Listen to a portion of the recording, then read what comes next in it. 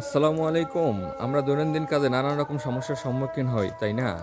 এই যেমন আপনি হাট থেকে ছাগল কিনে নিয়ে যাচ্ছেন, টেনে হিস্ট্রি নিয়ে যেতে চাচ্ছেন, কিন্তু ছাগল এক চুটও নড়ছে না, উল্টো লোকজন হাসাহাসি করছে। কিভাবে ছাগলকে হাঁটাতে হয় তা কি আপনি জানেন? Hello everyone, this is Mahmud.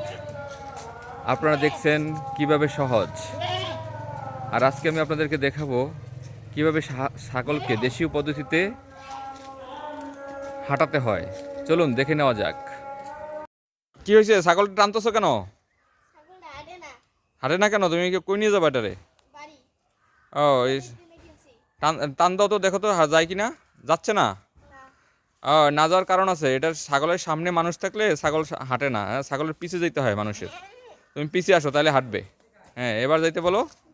হ্যাঁ, তুমি তো সামনে চলে গেছো আবারও। সামনে গেলে যাবে না, হ্যাঁ, পিছে দিয়ে দাও।